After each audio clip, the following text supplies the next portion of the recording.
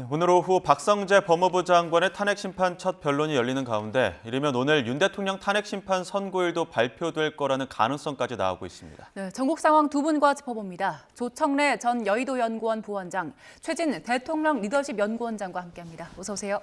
네, 안녕하십니까. 자, 윤 대통령 탄핵 심판 이야기부터 해보겠습니다. 선고기일이 아직 나오진 않은 상황에서 오후에 박성재 장관 변론기일 진행할 텐데 선고기일 오늘 발표될 가능성은 어떻게 좀 보십니까? 일단 뭐 3월 달에 복선이 내리는 거 보니까 현지 움직임도 사실 완전 눈물학생처럼 알기 어렵습니다만은 예. 오늘 지금 상당히 일부 언론에서 선고기일을 발표할 가능성이 높다라는 보도가 나오는 거 보면 이번 주 아니면 늦어도 다음 주에는 발표할 가능성이 높다고 봅니다.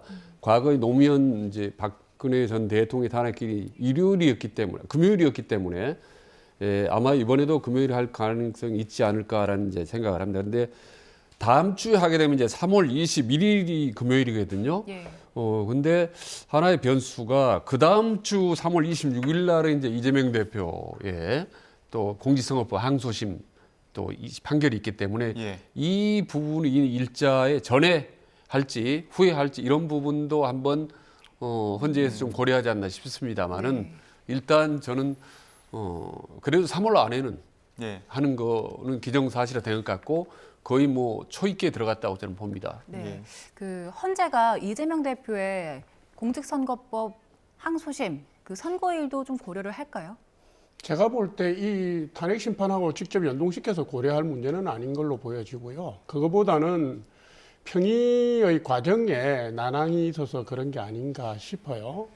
그러니까 만약에 이번 주 금요일 날 만약에 탄핵 심판 선고가 나오려면 오늘이나 내일까지는 나와야 되는데 그게 무슨 지금 박성재 법무부 장관의 뭐 이런 변론기일하고는 상관이 없는 것 같고요. 만약에 나온다면 청구인과 피청구인 쪽에다가 헌법재판소에서 먼저 통보를 해야 되기 때문에 얘기가 헌재가 발표하기 전이라도 얘기가 흘러나올 수가 있다고 저는 보는데 지금 분위기로는 이번 주 되겠나 싶네요. 저는.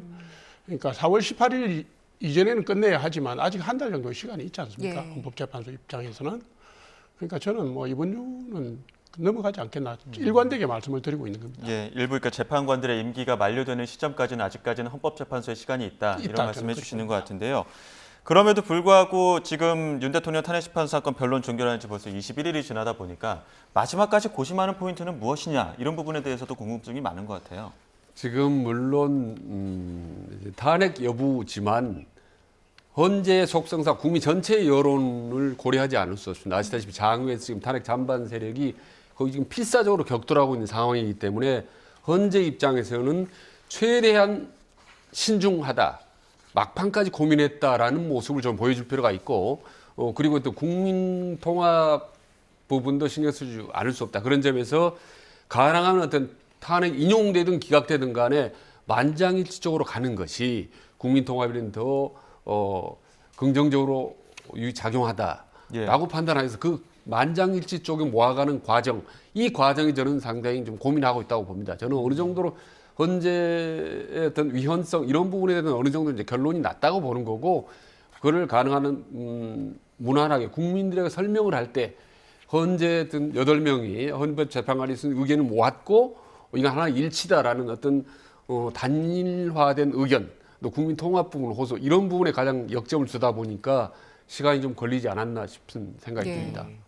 그 헌재에서는 일단 이번 주부터는 선고 일정과 관련해서 언급을 하지 않는다고 했기 때문에 이제 추측을 할 수밖에 없는 상황인데 그 한덕수 국무총리 같은 경우에는 변론이 먼저 끝났잖아요. 그래서 좀 더 먼저 선고를 해야 한다라는 의견들이 나오고는 있는데 취재 내용들을 좀 보니까 아직 판결 단계에 이르지 못했고 평이 진행 중이다 이런 내용들 나오더라고요. 지금 윤석열 대통령 그 심판과 관련된 평의도 제가 볼 때는 재판관들의 의견들이 다 나오고 조율하는 단계는 아닌 것 같아요. 그리 됐다면 입장이 다 나와서 전원일치로 가기 위해서 입장을 수렴하는 과정이라면 판결까지 가는 게 이렇게 길어지지가 않거든요. 제가 볼 때는 뭔가 쟁점을 다투는 부분이 있는 걸로 보여지고 그 쟁점 중에 상당 부분이 한덕수 총리하고도 연계가 되어 있습니다. 특히 계엄의 적법성 여부와 관련해서는.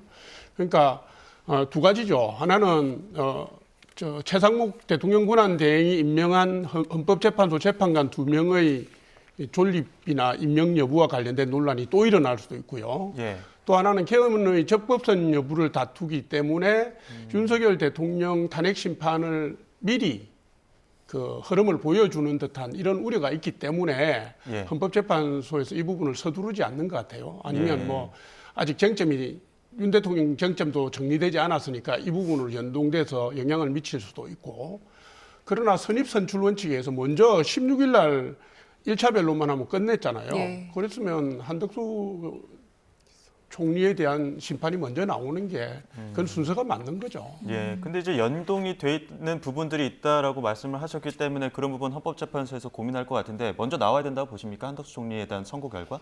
저는 그 부분은 지금 큰 의미는 없다고 봅니다. 이미 그 윤석열 대통령에 대한 최종 지금 심판에 거의 뭐 초입기에 들어가 있기 때문에 예. 그 전에 하느냐 후에 하느냐는 큰 의미가 없다고 보는 겁니다. 예. 오히려 저는 윤석열 대통령의 지금 판결이 이 시점에서는 먼저 나올 가능성이 높고, 또 그렇게 하는 것이 오히려 전체적인 상황을 좀 총정리할 수 있지 않나라는 생각이 듭니다. 예.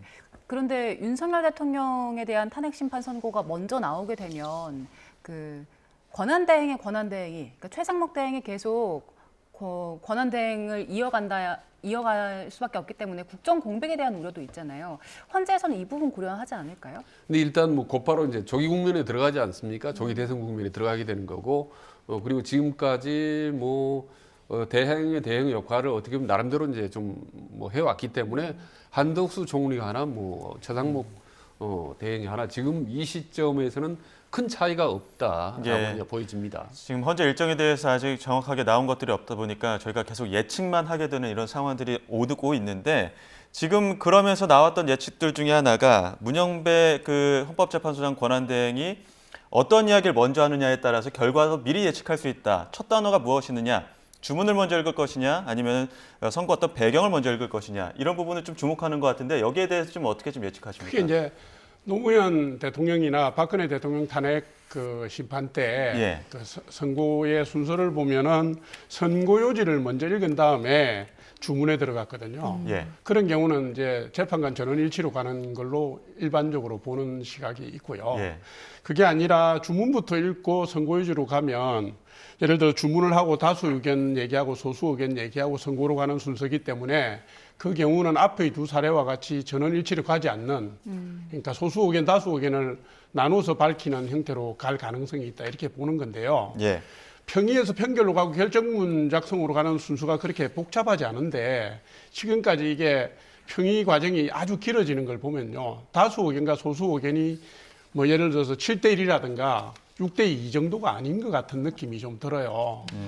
만약에 소수 의견이 한두 명이라면 이렇게 수렴하는 데 시간이 오래 걸리지는 않을 걸로 저도 추측이 되거든요. 예. 그래서 이게 저는 볼 때는 이게 주문부터 읽는 순서대로 갈 가능성이 있지 않나, 선고유지가 아니라. 예. 말하자면 다수 의견, 소수 의견 해서 헌법재판관 8분이 국민들의 요구나 관심에 부응하는 형태로 각자의 판결을 내놓는 그쪽으로 갈 가능성이 있다, 저는 그렇게 예측합니다. 어떻게 판단하십니까? 그러니까 일단 뭐 저는 만장일치냐 아니면 뭐 반대 의견이 있느냐고 중요한 게 아니고, 탄핵이 인용이 되느냐 기각이 되느냐 이게 중요한 거 아니겠습니까? 저는 그런 점에서 일단 만장일치일 경우는 이제 탄핵이 인용될 가능성으로 이제 그쪽으로 갈 가능성이 높다고 보는 거고요. 그렇기 때문에 뭐 큰 의미는 없다고 봅니다. 이번 같은 경우는 더구나 이제 계엄이라는 워낙 특수한 상황에 대해서 헌재가 심판하기 때문에 과연 과거처럼 그렇게 선고 주문 어느 쪽 먼저 읽느냐에 대해서는 저는 뭐 특별하게 의미 두지 않습니다. 일단 그래도 지금 뭐 주문 낭독 순서에 대한 관심도 많은 게 선고 효력이 이제 주문 읽는 즉시 바로 발생하기 때문에 그 부분에 대한 관심도 좀 높은 것 같습니다. 그리고 그 탄핵 선고 당일에 과연 생중계를 할 것인가, 이 부분은 아직 정해지진 않았거든요. 그런데 전직 대통령 2명 탄핵 선고 당시에는 둘 다 생중계를 했었죠. 이번에도 관심인 것 같아요. 그러니까 전원일치로 가면 생중계하기가 쉽겠죠.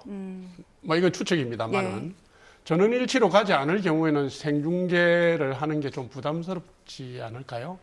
그러나 뭐 제가 볼 땐 생중계를 하든 안 하든 큰 차이는 없습니다. 시차에 조금 차이를 두는 정도라서 예. 그게 뭐 큰 관심이나 그에 따라서 여론 동향이 어떻게 가거나 그렇게 거라고 보지는 않고요. 예. 예.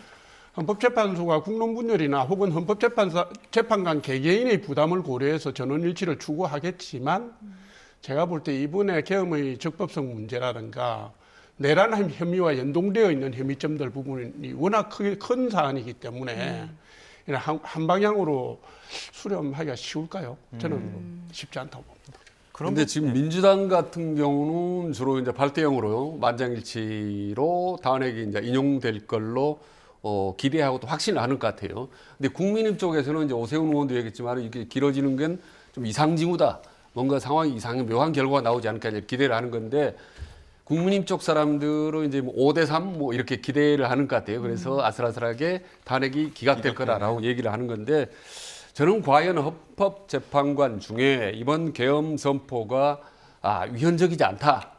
그리고 설령 위헌을 했더라도 그게 중대하지 않다라고 판단을 할 사람이 과연 어느 정도 있을까? 이 부분은 대단히 회의적입니다. 그래서 저는 전반적으로 탄핵 인용 쪽으로 갈 가능성이 높고 그 부분은 일부 부분에 대해서 이제 문제 제기하는 부분, 소수의 견해를 담는 부분, 그러니까 탄핵에는 전원 인용으로 하되 이견을 다른 의견을 이제 개진을 하지 않습니까? 이런 부분들을 어떻게 이제 발표문 주문에 담느냐 이런 부분이 고민이지 네. 큰 흐름에는 저는 뭐 대세는 이미 결정되지 않았나라고 생각을 합니다. 이게 선거 일정이 안 나오다 보니까 지금 전원일치로 가기 위해서 이견들을 좀 조율하는 과정이 오래 걸리는 것 아니냐 이런 네. 관측들이 나오고 있는 건데 네. 그러다 보니까 국민의힘에서는 기각 혹은 각하 가능성을 얘기하는데 그 배경은 어디에 있다 보십니까? 아니 이게 이제 쟁점 부분에서요. 예. 예를 들어서 이제 가장 큰 문제가 되는 게 계엄의 적법성 문제가 있고, 그다음에 헌법재판소가 국민들의 불신임을 받게 된 주요 이유가 절차적 정당성의 문제도 있습니다. 있고 그다음에 헌법재판소가 지금 다루고 있는 한 4-5가지의 혐의점을 보면 그중에서 한 3가지 정도가 내란 혐의와 연동이 되어 있어요. 근데 이제 아시다시피 국회 대리인단에서 내란 혐의 철회를 초기에 얘기를 했지 않습니까? 그 이후에 헌법재판소가 이 문제에 대한 답을 내놓은 적이 없고, 예. 이 문제는 행사재판하고도 연동되어 있기 때문에 헌법재판소가 단심으로 형사재판을 지켜보고 할 수도 없는 상황이에요. 그러니까 내란 혐의와 연동된 부분도 논란이 될 수가 있습니다. 그래서 이런 논란 때문에 사실은 노무현 전 대통령 같은 경우에는 선거법 관련이었고 본인이 인정을 했었고 아무 문제가 없었습니다. 박근혜 대통령의 경우에도 국정농단이라고 하는 부분, 최순실 관련된 의혹이나 미러재단, 뭐 스포츠 관련 재단 논란, 그다음 대기업으로부터 협찬받은 이런 혐의점이 비교적 아주 간명했습니다. 그러니까 수렴하기가 쉬운데 지금 이 문제는요. 사안의 중대성에 비춰서 뭐 민주당 사람들은 전원일치로 간다고 얘기하지만 제가 볼 때는 혹은 국민의힘에서 볼 때는 그렇지 않다고 봅니다. 그러니까 계엄을 발동한 정당성의 문제가 대통령의 통치권 권한에 수렴이 되고 있고 그다음에 내란 혐의와 관련된 부분도 헌법재판소가 본격적으로 다루지도 못하고 그 부분을 빼지도 못하는 지금 이런 딜레마에 있는 상황이라서요. 논란이 굉장히 그 세계 내부에서 있을 수 있다. 시간이 길어지는 게 그거하고 관련이 돼 있다 이렇게 보거든요. 그래서 1대7이나 2대6이나 이게 아니고 제가 볼 때는 3대5나 뭐 4대4나 혹은 그 이상이나 조금 이렇게 더 논란이 있을 수 팽팽하다. 있다. 팽팽하다 이렇게 봅니다. 저는 박근혜 전 대통령 사례 얘기하셨는데 저는 총체적으로 볼 때 박근혜 대통령 탄핵 사유보다 이번 윤석열 대통령 계엄 선포가 탄핵 사유의 비중이 강도가 저는 최소한 3배 이상 더 무겁다고 보는 겁니다. 사실은 지금 우선 첫째로 계엄의 어떤 절차적인 정당성 이 부분이 훼손되지 않습니까? 국민 의결조차도 상당히 흠결이 있는 걸 이미 현재 변론 과정에서 충분히 드러났고 그리고 한덕수 총리조차도 분명히 그 부분에 대해서는 증언해 있지 않습니까? 국민의 조건에 문제가 있다라고 하고 가장 중요한 이제 현재 어떤 위헌성인데 사실 뭐 군인 경찰이 합동으로 국회 그리고 선관위를 침투하는 부분들은 5,100만 국민들이 전부 다 백주대로 딱 봤는데 여기서 어떤 현재 어떤 위헌성을 다툼이나 소수 의견 자체는 저는 어렵다고 봅니다. 사실은. 예. 그래서 거의 인용이 대세고 그 근거는 너무나 확실하고 박근혜 전 대통령 더 오히려 그 가능성이 높다라고 있다라고 저는 판단을 합니다. 네, 두 분과 함께 윤석열 대통령 탄핵 심판 선고 기일 그리고 결과에 대해서 예측을 해봤는데 정치권도 이걸 두고 반으로 갈라져 있는 상황입니다. 그런데 정치권에서는 탄핵 승복 메시지를 두고도 신경전을 벌이고 있는데요. 관련 녹취 듣고 이야기 이어가겠습니다. 모두가 헌재 결정에 승복하고 또 통합된 마음으로 새로운 시대를 열어가자는데 합의를 했습니다.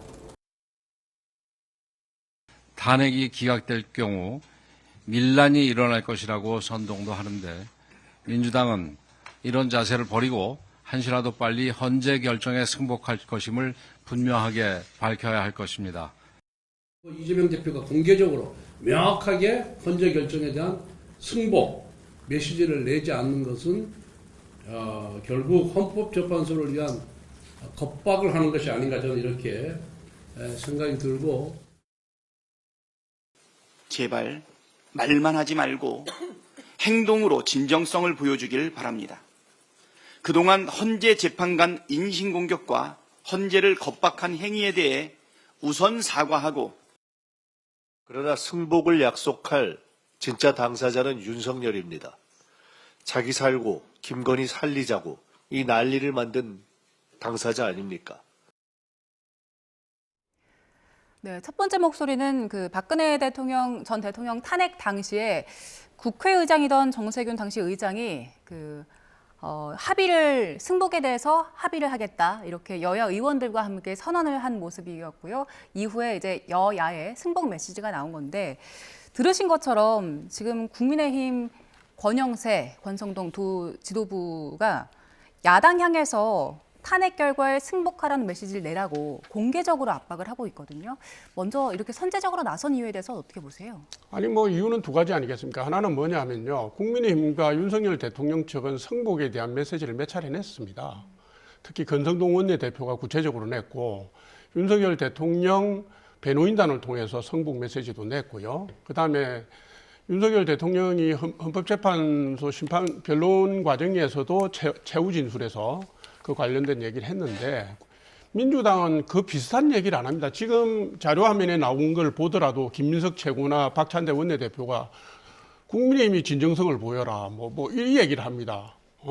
행동으로 보여라. 네. 왜 자기들은 그걸 안 합니까? 그게 첫 번째 이유고요. 두 번째 이유는 지금 국민들께서 모르실 때는 계엄과 내란제 구성에 관련된 여론들이 한쪽으로 쏠렸습니다. 그런데 이게 한 3개월 정도 가면서 이게 국민들께서 절차적 과정의 문제점, 사법기관의 문제점, 수사 과정의 문제점, 그다음에 윤석열 대통령의 어떤 진정성이랄까 문제점도 있겠죠. 그 부분 알게 되면서 여론이 균형을 맞춰가고 있고, 그다음에 그 사이에서 메모 오염 논란이라든가 해유 정황이라든가 이런 게 나옴으로 해서 지금 보시다시피 헌법재판소에서 평의 과정이 길어지고 있잖아요. 길어진다는 건 쟁점 사항을 수렴해서 정리하지 못하고 있을 수도 있다는 얘기거든요.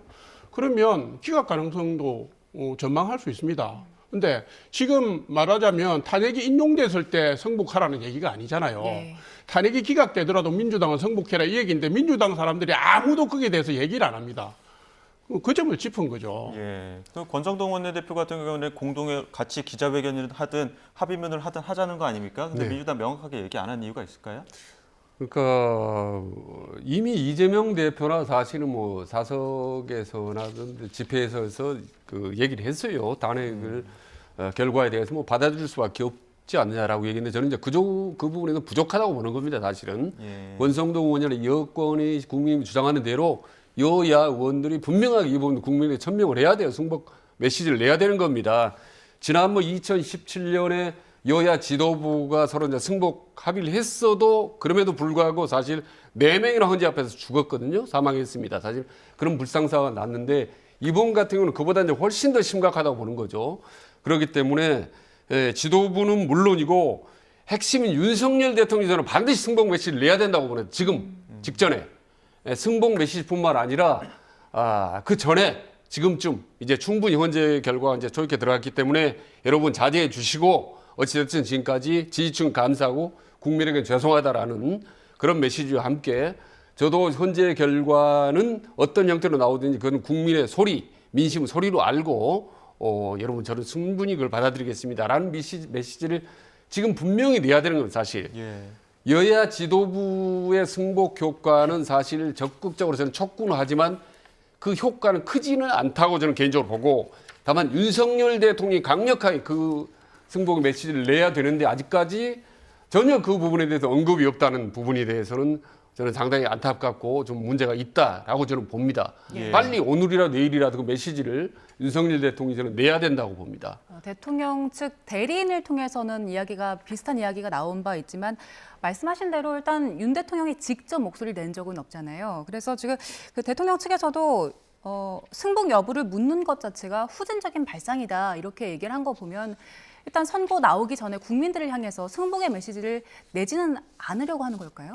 지금 그 구속 취소가 되고 난 뒤에요. 대통령께서 구치소를 걸어 나오는 장면이 노출이 됐지만 입장문은 변호인단을 통해서 나갔거든요. 그리고 그 이후에 지금 모든 입장문이나 뭐 대응은 변호인단을 통해서 하고 있지 일체 대국민 메시지를 안 내고 있잖아요. 지금 메시지 정치를 강력한 여론전을 할 거라는 그 예측이 됐었지만 여론전도 안 하고 있고 메시지 정치를 안 하고 있는 상황에서 변호인단을 통해서 입장을 냈으면 됐지. 대통령께서 다시 그걸 잡고 또 대국민 메시지를 낸다면 그게 또 새로운 논란거리가 되지 않을까요?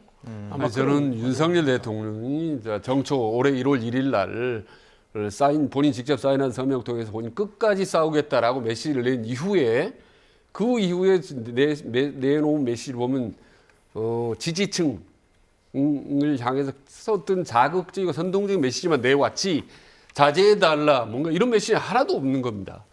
그리고 저는 지금도 걱정이 헌재 직전에 오히려 더 자극하는 메시지를 내지 않을까 걱정이 되는 거고 헌재 판결 이후에 기각되든 인용이 되든 간에 오히려 더 열성 지지층 보수 지지층을 뭔가 자극하는 그런 메시지를 윤석열 대통령이 내지 않을까 이런 부분들이 대단히 걱정되는 겁니다.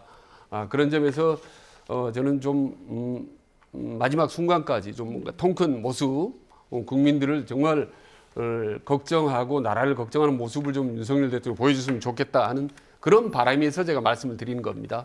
예, 일단 지금 헌법재판소에서 예정된 일정 중에 공개된 것은 오늘 오후 2시에 박성재 장관의 첫 변론기일이 있는 건데 어떤 부분이 좀 쟁점이 될까요? 그게 쟁점이 뭔지 저도 잘 모르겠습니다. 그러니까 탄핵 소추 사유가 특정된 게 없어요. 뭐냐 하면 뭐 탄핵 국무회의 과정이나 이 과정에서 참여해서 뭐 모의에 동참했다라는 추측이고요. 심지어는 뭐 야당 대표를 노려봤다 이런 내용이어서요. 예. 중대한 헌법적 법률적 위반 행위가 소추 사유에도 이렇게 적시가 되어 있지 않습니다. 그러니까 대부분의 국민들께서 그냥 뭐 29번 탄핵이 이루어지는 과정에서 썰려 들어갔나 보다 이렇게 생각하고 있고 당연히 이거는 전원일치로 기각이 된다고 생각을 하고 있거든요. 예. 그래서 저도 그게 뭐가 쟁점이 될지 지금 모르겠습니다. 네, 조청래 부원장 지금 말씀하신 것처럼 그 박성재 장관 측에서도 소추 사유가 특정되지 않았다. 이거는 그 국회가 탄핵 소추권을 남용한 것이다라고 반발을 하고 있지만 국회 측이 이 문제를 제기한 이유가 있잖아요. 쟁점이 어떤 겁니까? 그러니까 일단 법무부 장관은 좀 다른 장관으로 약간 다르지 않습니까? 아시다시피 계엄을 선포를 요구할 수 있는 권한을 가진 사람이 이제 행자부 장관과 법무부 장관이기 때문에 박성재 법무부 장관은 다른 장관에 비해서 져야 되는 책임, 소지 이런 부분이 큽니다. 거기다가 국무회의 때 본인도 거기에 좀 애매모호한 어떤 입장을 취했기 때문에 어떤 계엄의 가담, 모의 이런 이제 충분히 의혹 혐의를 이제 받을 수는 있습니다. 그러나 과연 이게 워낙 계엄에 적극적으로 가담해서 했기 때문에 이걸 탄핵할 수 있는 그런 정도 중대한 사안인지는 저도 그건 모르겠습니다. 예. 그래서 이번 과연 선거 때 탄핵까지 갈 그런 중대한 사안인지는 저는 그 부분에 대한 사실을 좀 판단을 좀 유보하고 있습니다. 예, 또 어제 주요 재판 중에 하나가 어제 본격적으로 시작된 그 내란 혐의 재판에서 김용현 전 국방부 장관이 출석했습니다. 비상계엄 선포와 관련해서 그 거대 야당의 패악질 때문이었다 이렇게 기존의 주장을 되풀이하기도 했었는데 이 모습은 어떻게 보셨습니까? 그 윤석열 대통령과 똑같은 일관된 주장이 나온 거죠. 그러니까 국가 비상 사태에 준하는 국정 혼란 마비가 있었다. 예. 야당 때문이다. 그 얘기를 했고요. 그다음에 계엄을 검토 단계에서 주무장관이었으니까 검토 단계에서부터 불법 탈법은 없었다. 대통령의 통치 권한을 빌려서 국가를 정상화시키기 위해서 한 거다 이 얘기고, 체포조와 관련된 부분은 지시를 한 적이 없다. 사실을 부인을 한 겁니다. 그러니까 말하자면 국헌문란이나 폭동이나 계엄의 적법성 문제에 대해서 다 문제가 없다라는 의견을 강변을 했던 걸로 저도 그리 봅니다. 예, 김용현 장관이 그 20분 정도 직접 비상계엄 정당성을 일단 설명을 하고, 또 논란이 하나 있었는데 대통령 호칭을 두고 좀 논란이 있었더라고요. 네. 검찰 측에서 공소 사실을 낭독하면서 대통령 윤석열이라고 부르니까 거기에 대해서 일단 이 호칭에 대해서 문제를 삼았더라고요. 이 모습은 어떻게 보셨습니까? 과거 박근혜 대통령 때도 이제 보면 이제 대통령 박근혜라는 표현을 많이 썼는데, 이번에도 이제 김정인 전 장관이 그 부분에 대해서 강력하게 문제 제기를 한 거는 윤석열 대통령의 충성심을 널리 이제 보여준 거 아니겠습니까? 저는 그래서 쭉 지금까지 이 계엄 이후에 김정인 장관의 행보를 보면 혹시 본인이, 그러니까 윤석열의 어떤 정부의 어떤 장세동 이런 부분을 머릿속에 그리지 않나라는 생각이 솔직히 들어요. 전두환 당시 장세동 많은 비판을 받았지만 훗날 뭐 의리의 사나이 뭐 이런 또 묘한 또 평가를 받지 않습니까? 그래서 김용현 전 장관도 지금 보수 열성 지지층 사이에서는 정세동 이상의 그런 좀 적적인 긍정적 평가를 받고 있거든요. 그래서 본인은 처음부터 끝까지 윤석열을 위해서 죽고 산다 이런 모습을 보여주기 위해서 어떻게 보면 작심하지 않나 싶은 생각이 들어요. 그렇지 않고 뭐 폐악질이라든지 여러 가지 계엄에 대한 정당성 옹호하고 끝까지 어떤 그런 장세동 네. 이미지 메이킹으로 가지 않나라는 생각이 듭니다. 네. 부원장님, 김용현 전 장관이 얘기한 대통령 윤석열이랑 윤석열 대통령이랑 이 호칭 뭐가 그렇게 다른 겁니까? 저도 좀 고민을 해봤는데 잘 모르겠어요. 이게 이제 뭐 얘기하자면 이런 것 같습니다. 직책을 먼저 부르고 사람 이름 부를 때는 그 개인에다가 초점을 맞춘 듯한 느낌이 있고, 그 다음에 사람 이름을 부르고 직책을 부를 때는 그 의존적인 위상에 맞게 부른 듯한 느낌을 받기도 하는 모양입니다. 아마도 그런 정도의 차이인 것 같은데, 검찰 입장에서는 공소장에 적시된 명칭대로 불렀다 이 내용이니까요. 제가 볼 때 김용현 장관이 뭐 상당히 예민한 반응을 보인 걸로 아마 대부분의 국민들도 이 차이점을 잘 구별 못하지 않을까 싶네요. 근데 이 검찰 진술 조서 내용들이나 그 헌법재판소에 나와서 이제 증인 변론을 하는 부분들이나 이런 걸 봤을 때 그때 당시의 모습과 지금의 어떤 옥중 편지를 쓰거나 아니면 재판정에서는 이런 모습들이 조금 더 이제 강경한 대응으로 나간 건 아니냐 이런 좀 모습들이 좀 바뀐 부분에 대해서 어떻게 네, 이게 이제 검찰 수사 단계에서 쟁점을 다투는 부분하고 예. 수사 단계가 끝나서 기소로 넘어가서 법원에서 다투는 건 전혀 다릅니다. 그리고 증거의 인정이나 채택 여부에 대한 공방도 불가피하고요. 그리고 이게 사람들이 누구나 처음에 딱 수사기관에 체포가 되거나 수사를 받으면 논리가 정리가 안 되고 이렇게 좀 적극적 대응으로 가다가 이게 시간이 지나면은 전후 과정이 논리적으로 명확해지잖아요. 그런 것 때문에 시간이 갈수록 방어권 행사라든가 방어 논리가 구축되고 있다 이렇게 자연스러운 흐름으로 보는 것이고요. 그다음에 실제로 법리 검토를 해서 예를 들면 미국의 경우에 국회 난입 사건을 대통령 통치권 차원으로 이해를 해서 미국 연방 대법원에서 무죄 판결이 났지 않습니까? 이런 사례를 준용해 보더라도 헌법에 명시된 대통령의 통치권 행사인데 일부 부적절한 법률적인 다툼이 있다 하더라도 이게 지금 내란죄까지 갈 상황이냐고 하는 것은 당장 지금 재판을 받고 있는 사람들한테는 자기의 안위와 미래가 걸린 문제 아닙니까? 예. 철저하게 다툴 수밖에 없고요. 그 과정이 시작된 거다 이렇게 봅니다. 예. 더 진행될 걸로 저는 보고요. 예.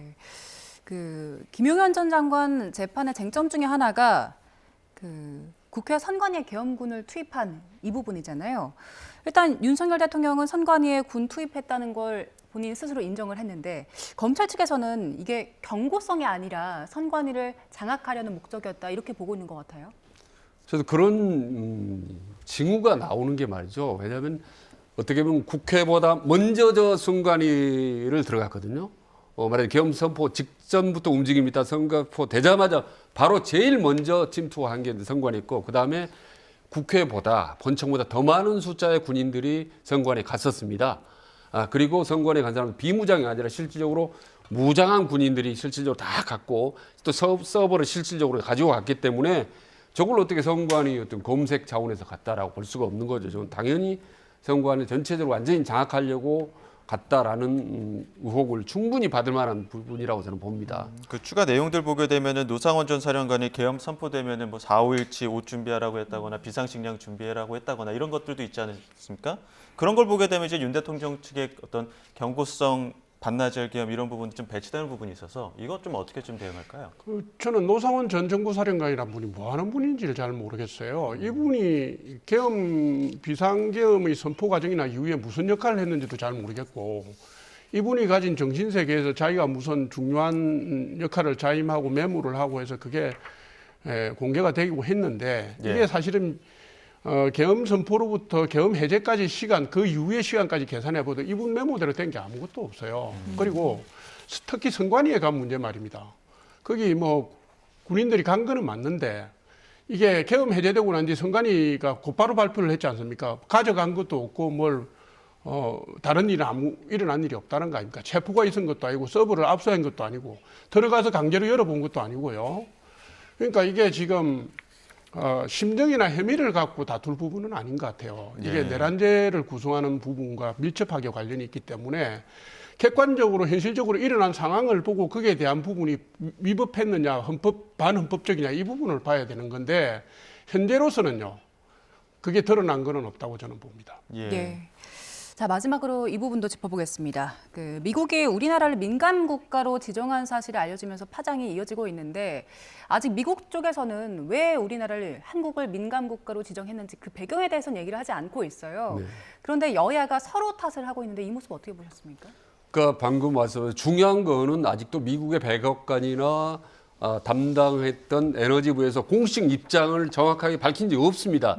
다만 우리나라 이제 외교부에서 미국이 어떻게 얘기했다라고 이제 간접적으로 언론에 이제 보도를 한 내용인데 그 내용을 보면은 미국이 외교 문제가 아니라 사실 보안 문제 어떤 그 원자로 어떤 정보 유출 보안 문제로 민감 국가로 선정을 했기 때문에 별 문제가 아니다라고 얘기를 하지만 저는 그게 아니라고 생각합니다. 사실은 이때 민감 국가로 지정한 게 올해 1월 초였거든요.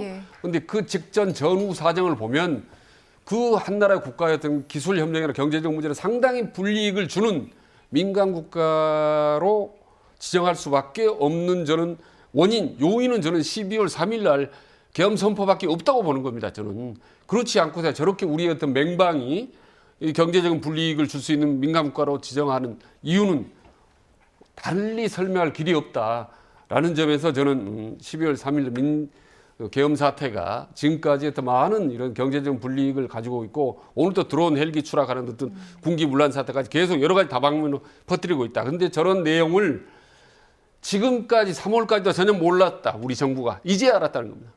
그리고 4월 15일 날이면 저게 발효가 됩니다.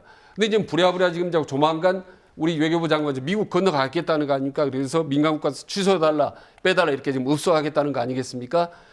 참 그런 점에서 보면 우리 대한민국이 어떻게 보면 12월 3일에 탄핵 계엄 때문에 중국이나 러시아나 중국에 끼어있는 저런 민간국가 리스트에 우리가 끼어있다는 자체 이런 불명예스러운 상황까지 우리가 처해 있다라는 점 말하자면 계엄 사태가 이후 우리나라에 주는 각 분야에 주는 여러 가지 폐해라든지 후폭풍이라든지 이런 문제점들이 너무나 많다라는 것이 여실히 입증된 그런 사례가 아닌가 생각을 합니다. 좀 안타깝습니다. 여당에서 아니 저렇게 말씀하신 부분을 단정할 내용은 없어요. 그러니까 이게 민주당에서는 핵무장과 관련해서 문제 제기도 하고 또 여러 가지 논란이 나오고 있는데요. 사실은 우리 국내 언론이 미 국무부에다가 확인을 했을 때 국무부도 몰랐다는 거 아닙니까? 그러니까 에너지부도 구체적인 내용을 뒤늦게 안 것 같아요. 물론 우리 외교부나 산업통상자원부가 잘했다는 얘기를 하는 건 아닙니다. 실시간으로 파악해서 대처했어야 됨에도 불구하고 어쨌든 틈이 생긴 거는 맞고요. 다만 이게 민감국가 지정이라는 게 미국 에너지부 산하 정보방첩국이 하는 거다. 그리고 주요 제한 사항은 에너지부 산하의 핵심적인 국립연구소들 출입이나 협력 관계에 제한을 두는 거라는 내용이 시간이 가면 이제 흘러나옵니다. 언론을 중심으로.